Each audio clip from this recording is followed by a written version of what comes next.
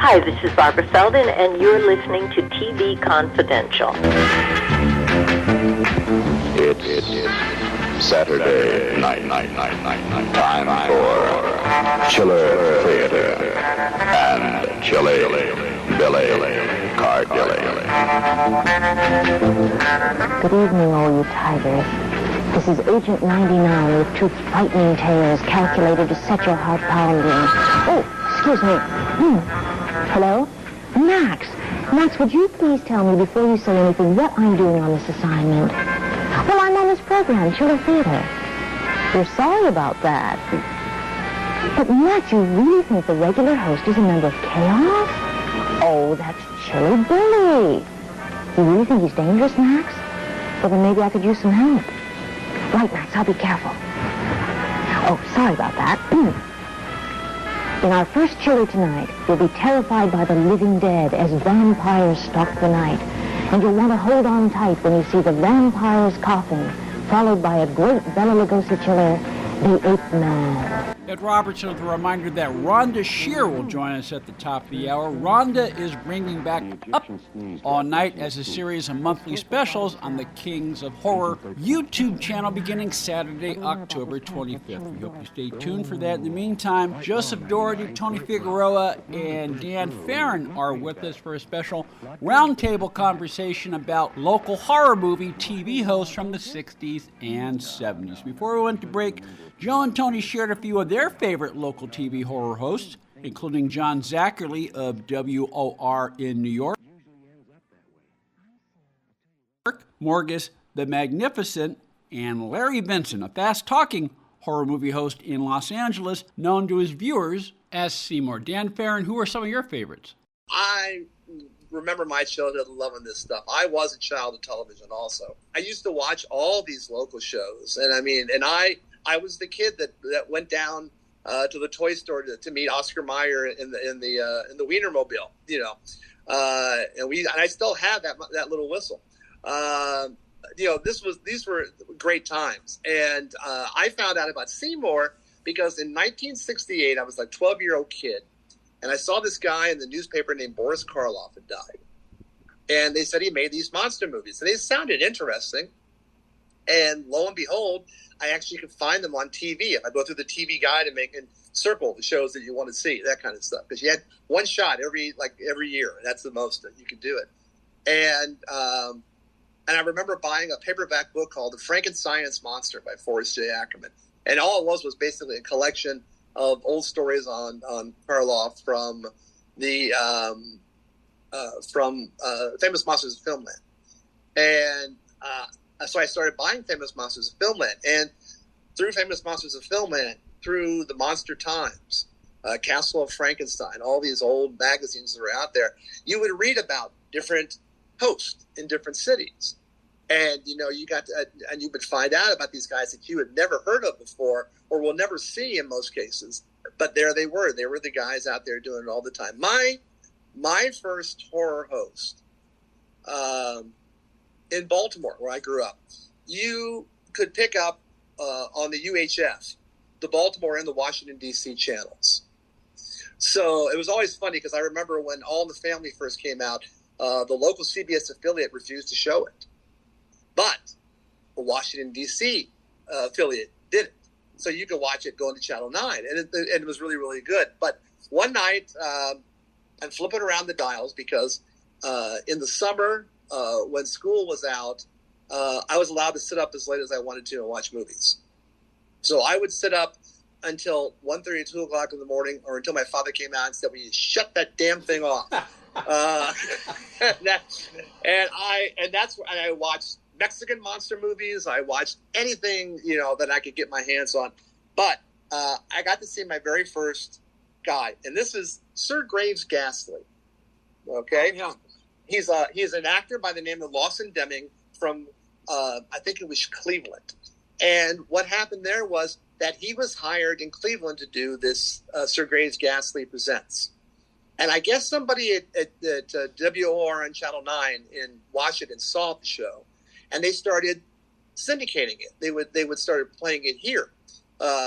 So every Friday night at 11:30, he would show a movie, and then on Saturday afternoon at 4, he would show a little gentler movie. So, like, for example, if he was going to show Psycho on Friday night, he was going to show Abbott and Costello Meet Frankenstein in the afternoon. For the young kids. I don't want to scare the young kids, And he was this big, broad, with this laugh.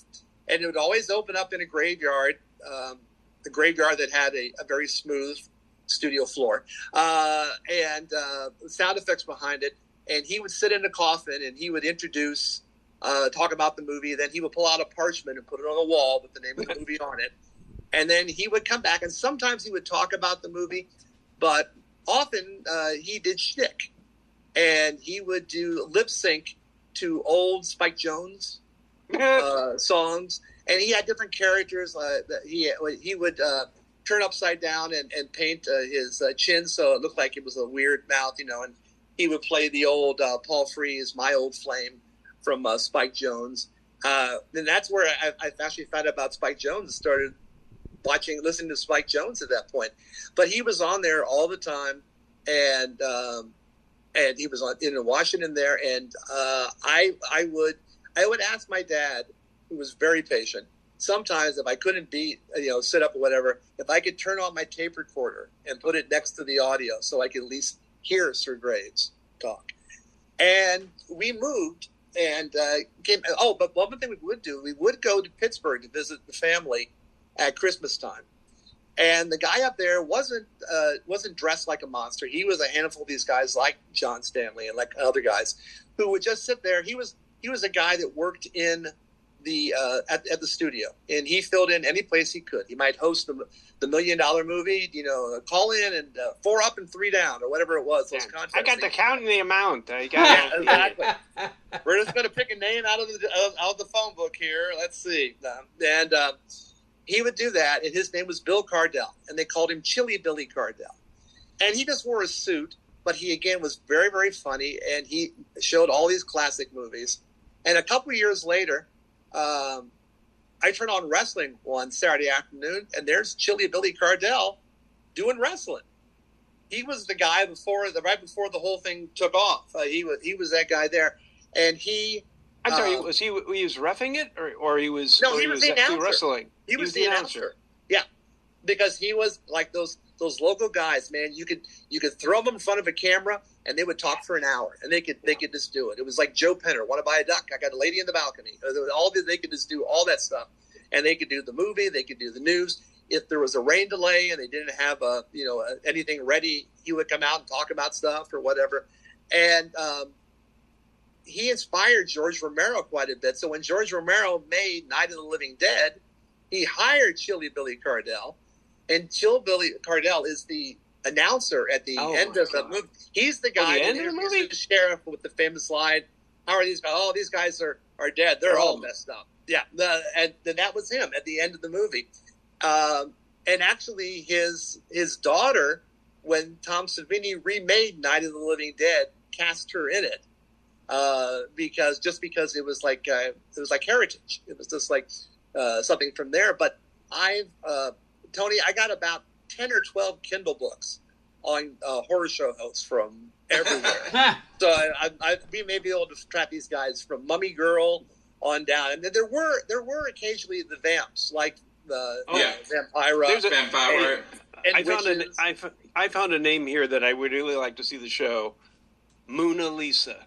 Yes, and you can find clips of her on YouTube.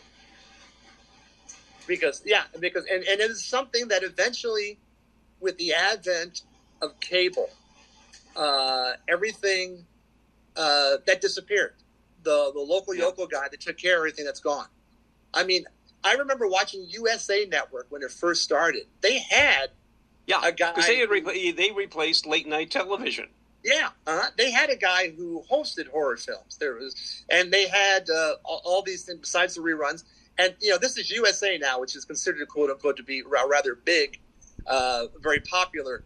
And they used to run commercials where a little girl got hit by a rock from the lawnmower, and then the father would stand there holding the girl as she was unconscious in his hands, and it was for something that you could put over the lawnmower to keep it from. Has this ever happened to you? Yes, exactly. And they, in a way, kind of carried that on for quite some time because they had Gilbert Gottlieb doing Up All Night, where they would show crappy movies, and he would come out and make fun of them. So it was something that started back in the 50s and then probably died out in the late 80s or whatever. Yeah, when they finally did, doing their own programming. Well, when we got sophisticated, supposedly. Oh, no, we're not sophisticated. No, well, not at all. But, I mean, it's interesting because when you tangent there, but I get very excited about this stuff. So stay with us, folks. We'll be right back.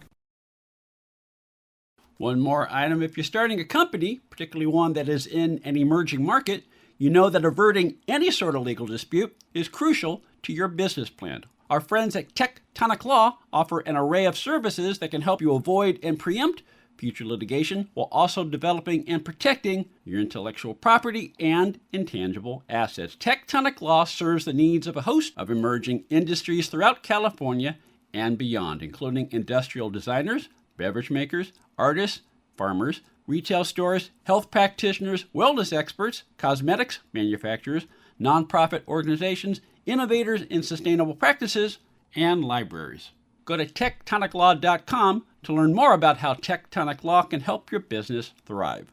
tectoniclaw.com. Rock solid representation for groundbreaking industries. This portion of TV Confidential is brought to us by our friends at Front Porch Realty, the community of realtors in the Northern Bay Area of California that is committed to finding the solution that is best for their clients. Whether you're a first-time home buyer or looking to sell or lease your property in Northern California, call Karen Strain at 415-886-7411 or visit frontporchrealtygroup.com for more information on how they can help you. Ed Robertson, thanking you for listening to the TV Confidential podcast. If you like what you hear, please hit the subscribe button so that you won't miss our next episode. Hi, this is Erica, Vixen, Gavin, coming to you on TV Confidential. It's midnight. It's the moon, and it's me. Moona as in you-know-where. Moona Lisa, girl guide of the galaxies and heavenly hostess. At home and entertaining.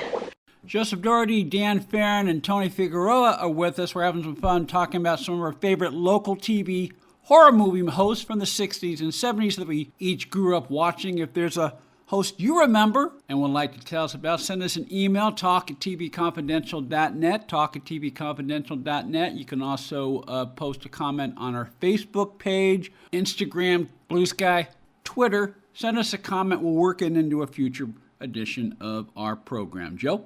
When you mentioned, Forrest Ackerman, I think one of the things that kind of holds this together is this was actually a way in which the least coolest kids could be cool. Mm-hmm.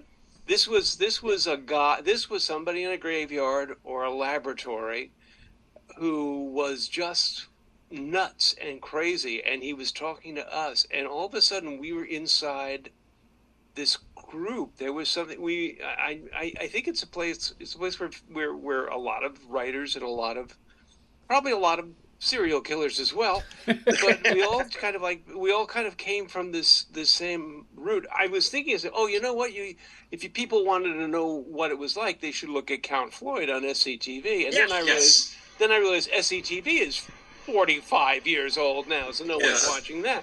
But Count Floyd was he did the news. Well, the character was Floyd Cannonbear. He was on the news. Yeah. Well, Floyd, because Cannonbear was Eugene Levy. Earl Cannonbear. Yeah. Okay. Yeah, he was Floyd Robinson or something. It was like Okay, I was getting mixed up. Yeah. But it's all about and show movies like Dr. Tongue's 3D House of Stewardesses, which again probably would be found terrible. And if you look at the tape, you can actually see Catherine O'Hara just breaking up in the middle of it because it's just so silly. Yeah. But it's wonderful silly. I mean, again, But I'm wondering. I'm wondering if it was a kind of coolness that we had because nobody else. We embraced the monsters. Gilbert Gottfried did a lot of interviews with a lot of people. I mean, I was kind of late to the party on that, and thank God those are still around. because he talked about we referred to ourselves as monster kids. We were monsters kids. That's what we watched. That's what we loved. And like you said, you felt a little less strange. When you felt like you were with a friend, you were somebody who understood you, and that was one of the great things about that. And now, the only time I ever get something like that is when I go to horror film conventions and we're around with all the guys my age now who are going through this. But through that, I mean, again, I know I told Joe this story. I was able to meet Bela Lugosi Jr., who was an attorney. So it's good to see the bloodsucking still exists in the family. And Boris Karloff's daughter. And they gave me, I got autographed pictures from both of them. And as I told Joe, I cried after meeting them both times because they meant so much. Their fathers meant so much to me growing up. I mean, it was.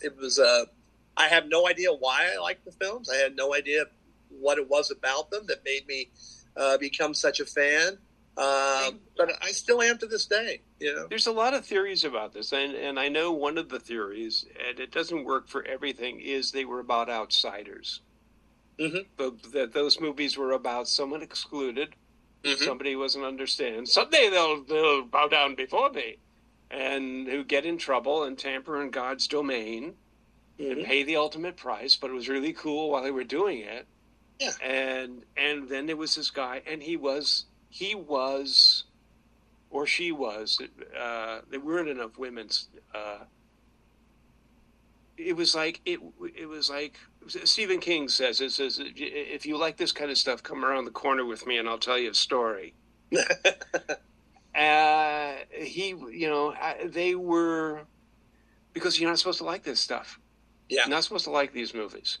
You're not supposed to like them. You're not supposed to enjoy them. You're not supposed to understand them. You're not supposed to, it's bad for you. You're not supposed to remember them. Yeah, but they were completely memorable. I don't remember a lot of bits and a lot of jokes from Zachary. I remember he always had an amoeba, which had chimpanzee noises for some reason. And I remember him talking once in an interview saying basically is that they did leave the amoeba in the studio once over the weekend and it wasn't good because the thing was made out of Jello or something. But they all experimented a little. I mean, that was the one thing about it. They all to try to be something different, to be different than the other guys. Which brings us, if I may, to Bob Wilkins. Bob Wilkins hosts Creature Features on KTBU Channel 2 in the San Francisco, Oakland Bay Area. Bob Wilkins, who we'll talk about next week when we play part 2 of our special roundtable conversation with Joseph Dougherty, Dan Farren, and Tony Figueroa here on TV Confidential. In the meantime, A Screenwriter's Companion, The First Cylinder, Comfort and Joy, and Rod Serling at 100, all of which were written by Joseph Dougherty, available wherever books are sold through Fayetteville Mafia Press as well as Amazon.com. Speaking of USA Up All Night, Rhonda Shear will join us when we come back. Rhonda is bringing back Up All Night as a series of monthly specials on the Kings of Horror